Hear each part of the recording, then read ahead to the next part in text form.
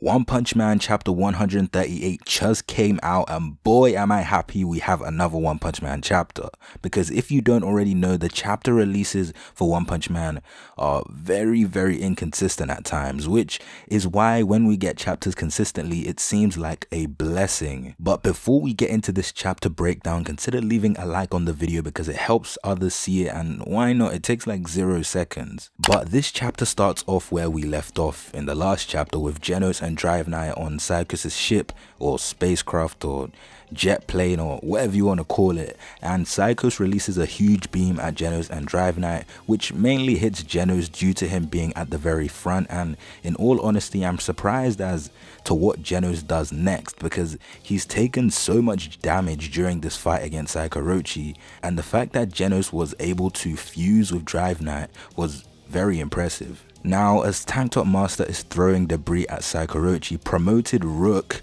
which is Genos and Drive Knight's combination form, distracts Psychos, and while she's distracted, Tank Top Master throws pretty much a small building up at Psychos with some of the S-Class heroes inside, and they break out mid-air and they all unleash attacks on Psychos. But luckily enough, Psychos manages to slip out somehow and left the remnants of Orochi to take the full brunt of the attacks from the S-Class heroes, which was actually really funny. But now we shift to Tatsumaki, who now completely pulled the Monster Association hideout out from the ground and creates a whole spear out of it, and is going to use it to completely finish off the remnants of Orochi. But now we shift over to Saitama and Drive Knight underground, and they can pretty much get out now because Tatsumaki took out the association, and she also took out Flashy Flash's sword with it, because, you know, like,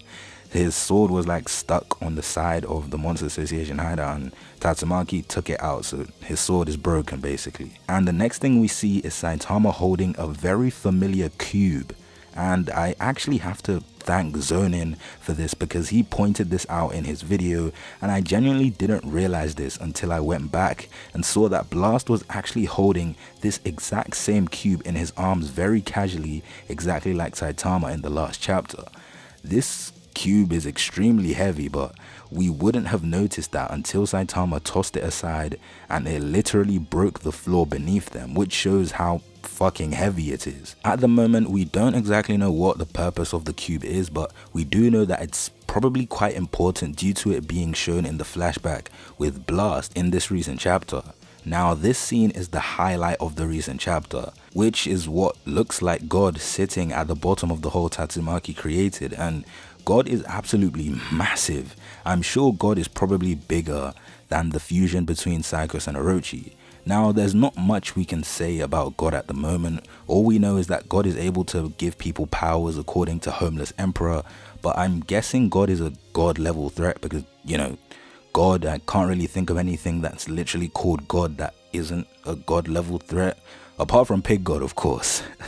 Now, that's pretty much the entire chapter, and in all honesty, this chapter felt really brief compared to the past chapters, but regardless, it was still a great chapter, like always. And about the whole God thing, yeah, and I'm sure God is definitely going to be a big figure in this arc, or even the biggest figure in this arc, because it seems like we're actually reaching the climax of this arc. I have a whole different video on God ready to be worked on, and now we've gotten a little more on God, I may be able to expand on that video even more. Although we didn't get much on God,